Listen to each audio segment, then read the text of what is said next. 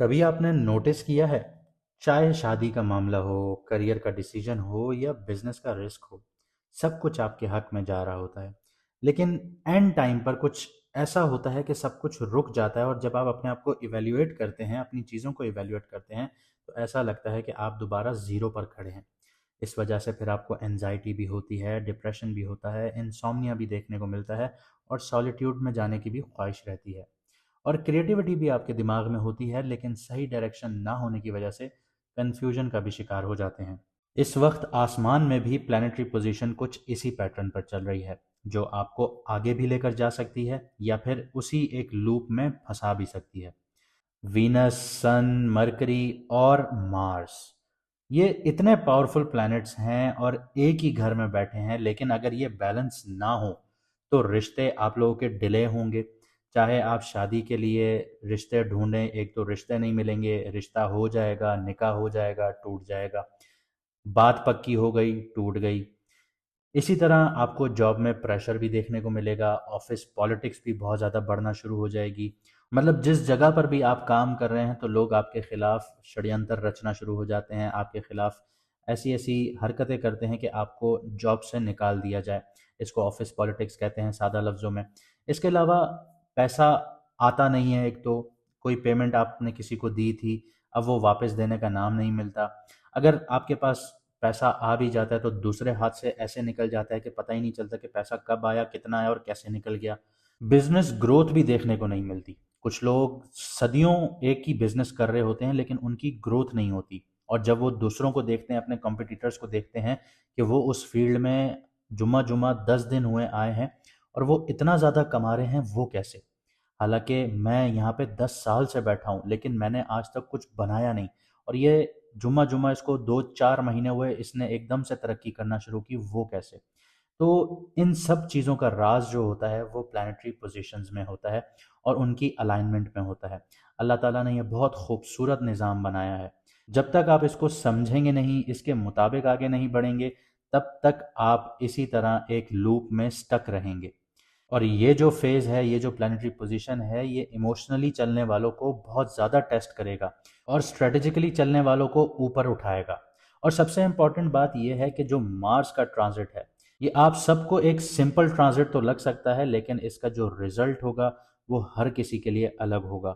इसकी एक छोटी सी मिसाल ऐसे देता हूँ कि 2024 में अक्टूबर से जो मार्स था वो कैंसर में आया था। हालांकि उसके नीच का घर है, काफ़ी लोगों को ऊपर उठाया और कई हद तक लोगों को इसने बिठा दिया, पैसा रोक दिया, शादियां नहीं हो रही, घरों में लड़ाई होने शुरू हो गई, कारोबार ख़त्म होना शुरू हो गए। लोगों के पास कुछ था ही नहीं। मतलब आप अपनी लाइफ के 2024 के साल उठा लीजिए, 2023 उठा लीजिए और 2025 उठा लीजिए, आप इंतहाई बुरे साल कहेंगे इनको, क्योंकि मार्स ने तकरीबन 4 से 6 महीने कैंसर में गुजारे थे। लेकिन अब मार्स का ट्रांजिट हो रहा है उसकी उच्च की राशि में, यानी एग्जॉल्टेड पोजीशन पर हो रहा है, लेकिन यहाँ पे दूसरे प्लैनेट्स भी हैं और यहाँ पे फेवर उनको मिलेगा जिनकी पर्सनल चार्ट कुंडली या जायचे में मार्स स्ट्रांग होगा। जैसे अल्लाह ताला ने हमारे फिंगरप्रिंट्स बनाए हैं, हर किसी के अलग होते हैं, इसी तरह हर किसी की कुंडलियां भी अलग होती हैं। तो ये निज़ाम अल्लाह ताला का हर किसी पर काम करता है। और यहाँ सबसे मज़ेदार बात यह है कि अगर आप मार्स की एनर्जी सही डायरेक्शन में यूज़ कर लेंगे तो रिश्ते स्मूथली सेटल होना शुरू होंगे, करियर भी बूस्ट होना शुरू हो जाएगा, जॉब और बिजनेस में क्लैरिटी और पैसा भी आपका स्टेबल होना शुरू हो जाएगा। लेकिन अगर आप इस चीज़ को इग्नोर कर देंगे तो वही एनर्जी आपको टेस्ट करेगी, एक्सपोज करेगी और पुश करेगी। अगर आप अपनी लाइफ में ये कॉस्मिक एडवांटेज चाहते हैं, शादी, करियर, जॉब, बिजनेस, इन सारी चीज़ों को सही डायरेक्शन में लेकर आगे बढ़ना चाहते हैं, तो आप मैडम एस्ट्रोलॉजर एन बख्श साहिबा से अपनी कुंडली जायचा बनवाकर पर्सनल गाइडेंस ले सकते हैं। ये फेज़ अपने फेवर में कन्वर्ट कर सकते हैं। स्क्रीन पर जो व्हाट्सएप नंबर आ रहा है आपके पास, उस पर मैसेज कर कर अपॉइंटमेंट बुक करवा सकते हैं। इसके अलावा कुछ खसूसियात मैं आपको बताता हूँ मार्स के बारे में, यानी मरीख के बारे में, यानी मंगल के बारे में। अल्लाह ताला ने ये निज़ाम कुछ ऐसा बनाया है कि मार्स के अंदर जो खसूसियात रखी हैं इंसान के ऊपर काम करने के लिए, वो ऐसी हैं कि मार्स इंसान के अंदर हिम्मत पैदा करता है, एनर्जी पैदा करता है, एक्शन का प्लैनेट है बेसिकली, इनिशिएट करने का प्लैनेट है। और जितने भी आपके बोल्ड डिसीजंस होते हैं कि आपने बिना सोचे समझे कदम आगे बढ़ा दिए, ये उसके लिए रिस्पॉन्सिबल होता है। और कैप्रिकॉन जैसे साइन में इसकी जो एनर्जी है वो डिसिप्लिन फॉर्म में आ जाती है, स्ट्रेटेजिक फॉर्म में आ जाती है। अगर आप देखें किसी का मार्स इंतहाई खराब हो तो वो इंसान किसी को मारने से भी पीछे नहीं हटेगा। लेकिन कैप्रिकॉन में जब ये मार्स होता है तो ये सारी चीजें कंट्रोल हो जाती हैं, क्योंकि मार्स नेचुरली एग्रेसिव है, इम्पल्सिव बिहेवियर है ना मार्स के अंदर। लेकिन जब कैप्रिकॉन में होता है तो कैलकुलेटिव मूव इसके ज्यादा हो जाते हैं। गोल्स अचीव करने की इसके अंदर हिम्मत होती है, डिटर्मिनेशन होती है। यहाँ पे आपको एक और चीज बताता हूँ कि आपने कुछ लोग देखे होंगे कि कोई काम इनिशिएट करते हैं और बीच में छोड़ देते हैं। लेकिन जिसका मार्स बहुत अच्छा होगा, एग्जॉल्टेड होगा, तो वो अपने चैलेंजेस को, अपने जो उसने कदम उठाए हुए हैं वो उनको डिटर्मिनेशंस के साथ पूरा करेगा, अपने गोल्स अचीव करेगा, लॉन्ग टर्म लेके चलेगा। एग्जॉल्टेड मार्स जो होता है सस्टेनेबल रिजल्ट्स देता है। यहाँ पे चाहे आपने किसी भी तरह से गवर्नमेंट जॉब में जाना है, कम्पिटिटिव एग्जाम्स देने हैं, कुछ भी करना है, ऐसा इंसान तब तक हार नहीं मानेगा जब तक ये चीज़ें पूरी नहीं करेगा। इसके अलावा ऑब्स्टिकल्स को डायरेक्टली फेस करता है। कोई आगे से आपको थ्रेट देगा, आपका मार्स बहुत अच्छा है, आप बिना डरे आप उसके सामने खड़े हो जाएंगे। और अगर आपका मार्स खराब होगा तो आपके दिल में डर बैठ जाएगा और आप आगे बढ़ नहीं पाएंगे। इसके अलावा मार्स कुंडली में जो फंक्शन प्ले करता है वो आपके ब्लड का करता है, आपको ब्लड से रिलेटेड इश्यूज का करता है, फिजिकल वाइटलिटी का करता है, आपकी करेज का करता है। तो इसमें आपकी हेल्थ ओवरऑल आ जाती है, ब्लड से रिलेटेड आपका स्टेमिना आ जाता है, आपकी बहादुरी का इंडिकेटर आ जाता है, करेज का इंडिकेटर आ जाता है।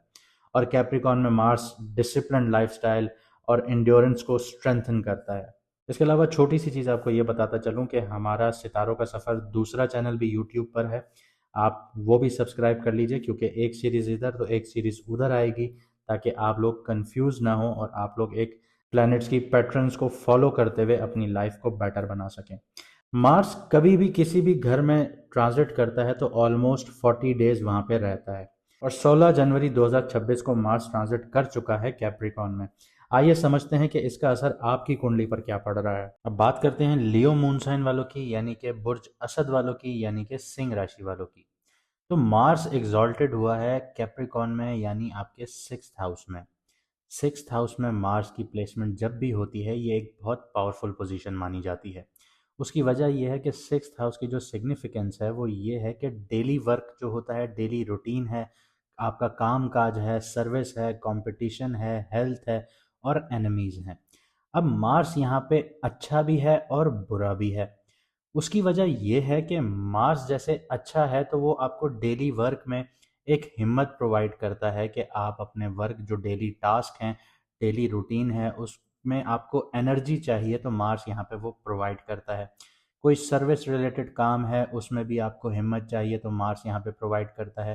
कंपटीशन है तो कंपटीशन में जीतने की हिम्मत देता है। इसके अलावा आपकी हेल्थ और एनिमीज अगर हम कंसिडर करें तो यहाँ पे मार्स आपको एग्रेसिव बनाता है एनिमीज के हवाले से। अब आपके साथ कोई बुरा करे और आप उसको माफ कर दें, ये बहुत कम लोगों में होता है। जिनका मार्स 6th हाउस में होता है वो बदला लेते हैं, वो रिटेलिएट करते हैं। तो आपके लिए यहाँ पे सिचुएशन थोड़ी सी क्रिटिकल होती है एनिमीज के लिहाज से और हेल्थ के लिहाज से। इसकी वजह यह है कि जब आप रिटेलिएट करेंगे, किसी को मारने की कोशिश करेंगे, तो 6th हाउस में ही आपकी लिटिगेशंस आ जाती हैं। आप यहाँ पे लिटिगेशंस में भी फंस सकते हैं अपनी एग्रेसिव नेचर्स की वजह से। तो मार्स यहाँ पे एग्जॉल्टेड तो है, लेकिन यहाँ पे आपको आपके जो लिटिगेशंस हैं वो आपका टाइम बर्बाद करेंगी। ये नहीं है कि आप हार जाएंगे, आप यहाँ पे जीत भी सकते हैं केस। उसके लिए दूसरी प्लानिटरी पोजीशंस देखना भी ज़रूरी है। लेकिन 6th हाउस जैसे कैप्रिकॉन है, एग्जॉल्टेड पोजीशन में है, तो आप यहाँ पे एक आपको एडवांटेज ये हासिल हो जाता है कि आप अपने एनिमीज पर एकदम एग्रेसिव अप्रोच नहीं अपनाते, आप स्ट्रेटजी वाइज आगे बढ़ते हैं, जिससे आपके एनिमीज ऑटोमेटिकली यहाँ पे आपसे हार जाते हैं। लेकिन हेल्थ की बात करें तो हेल्थ यहाँ पे आपको हार्ट से रिलेटेड, ब्लड से रिलेटेड, सर से रिलेटेड इश्यूज आ सकते हैं। जैसे ब्लड से रिलेटेड इश्यूज हो गए, या आपको माइग्रेन, सर में दर्द, ये डेली रूटीन में आपको फील होगा। अब मार्स की जो चौथी नज़र है, सातवीं नज़र है, आठवीं नज़र है, उसकी बात करें तो चौथी नज़र आपके 9th हाउस पर पड़ती है। हायर लर्निंग का घर है, आपकी किस्मत का घर है, लॉन्ग डिस्टेंस ट्रैवल्स का घर है, अथॉरिटी फिगर्स का घर हो जाता है, जैसे आपके फादर हैं, गुरु हैं, मेंटोर्स हैं, फिलॉसफी का घर है। सेवन्थ एस्पेक्ट्स की बात करें तो वो आपके 12th हाउस पर पड़ती है। ये आपके हिडन मैटर्स का घर है, सॉलिट्यूड का घर है, सबकॉन्शियस स्ट्रेस का घर है, एक्सपेंसेस का घर है, फॉरेन कनेक्शंस का घर है, स्पिरिचुअल परसूट्स का घर है। एक्सपेंसेस बढ़ जाते हैं यहाँ पे आपके। इसके अलावा ये आपकी बेडरूम लाइफ का भी घर है और ये आपके हॉस्पिटल के मैटर्स का भी घर है। तो यहाँ पे मार्स 6th और आपके 12th हाउस को एक्टिवेट भी करता है और आपका फर्स्ट हाउस भी एक्टिवेट होता है 8th एस्पेक्ट से, 8वीं नज़र से। 8वीं नज़र से जो पहला घर एक्टिवेट होता है वो आपकी आपकी पर्सनैलिटी हो जाती है, आप खुद हैं, आपका कॉन्फिडेंस लेवल है, आपकी हेल्थ है, वाइटलिटी है, फिजिकल एनर्जी है, ये सारी चीज़ें यहाँ पे एक्टिवेट हो जाती हैं। लेकिन इसके बिल्कुल साथ साथ सन भी बैठा है, वीनस भी बैठा है, मरकरी भी बैठा है कैप्रिकॉन में, यानी आपके 6th हाउस में। तो आपको काम, discipline, strategic planning, service routine, efficiency, ये सारी चीज़ें आपको यहाँ पे मिलती हैं। लेकिन यहाँ पे सन जो बैठा है वो वीक बैठा है, मरकरी भी थोड़ा यहाँ पे वीक है, अपने एनिमी के साइन में है।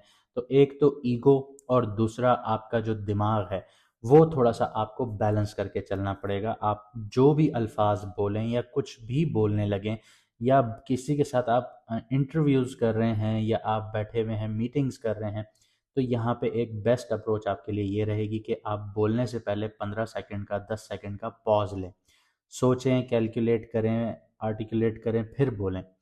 मार्स लेकिन यहाँ पे डोमिनेंट है, आपको हिम्मत देता है, इनिशिएट लेने की एनर्जीज देता है, डिसाइसिव एक्शंस लेता है डेली वर्क में, आपकी हेल्थ और कंपटीशन में आपको यहाँ पे सपोर्ट करता है। जैसे मैंने आपको बताया सन वीक है तो ये आपको ईगो का इशू देगा, प्राइड का इशू देगा, जिसकी वजह से आपका डेली रूटीन का जो काम है वो इम्पैक्ट आ सकता है उस पर। हेल्थ से रिलेटेड डिसीजंस आपके गड़बड़ा सकते हैं।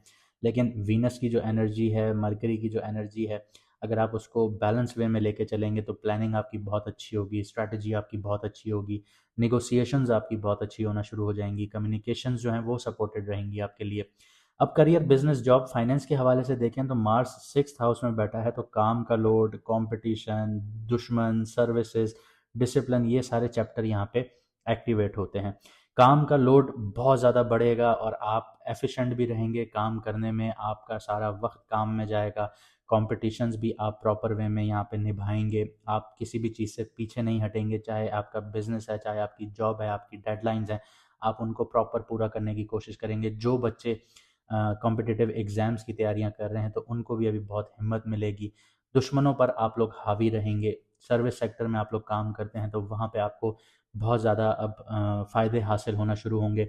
यहाँ पे मार्स आपको एनर्जीज़ भी देगा कि आप डिसिप्लिन वे में अपनी जो रोज़मर्रा की ज़िंदगी है उसको कैरी आउट करें।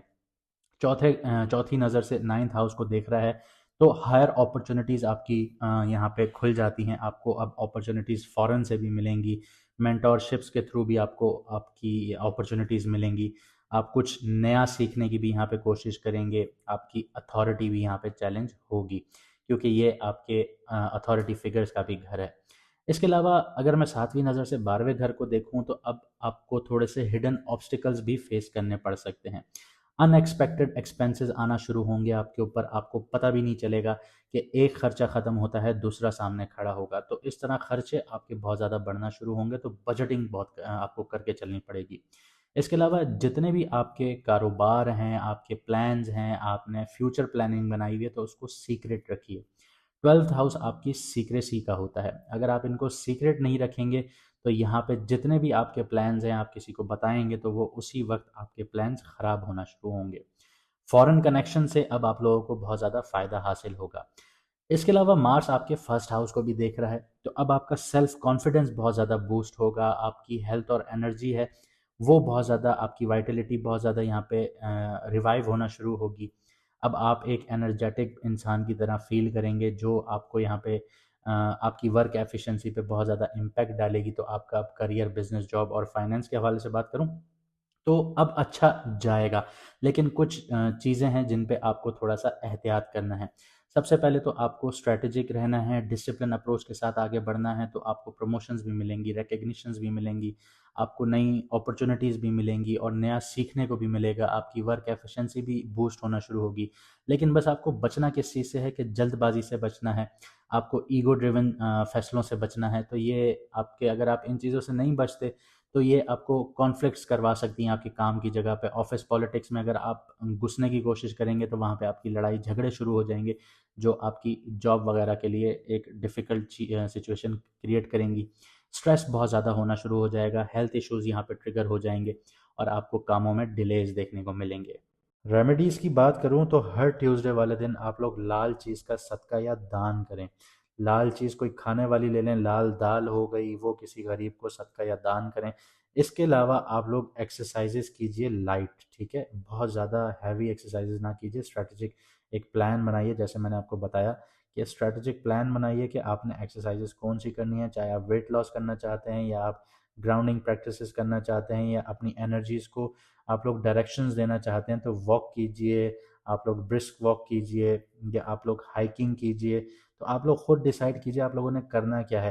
तो इस चीज़ को एक स्ट्रैटेजिक फॉर्म में लेके आइए, उसको डिसिप्लिन से फॉलो कीजिए और इन चीज़ों पर आप लोगों ने बहुत ज़्यादा ध्यान देना है, लेकिन सदका और दान इन चीज़ों को आपने कभी नहीं छोड़ना। उम्मीद करता हूँ आपको वीडियो पसंद आई होगी। हमें लाइक शेयर सब्सक्राइब ज़रूर कीजिएगा। हमारा दूसरा चैनल यूट्यूब पर सितारों के सफ़र के नाम से ही है, उसको भी सब्सक्राइब कर लीजिए ताकि आपको आने वाली कोई भी सीरीज़ मिस ना हो। और हमें सब्सक्राइब इसलिए भी कर लीजिए कि हम लाइव जब आएंगे तो आपके लिए आसानी हो कि आप हमसे डायरेक्टली क्वेश्चन आंसर्स पूछ सकते हैं।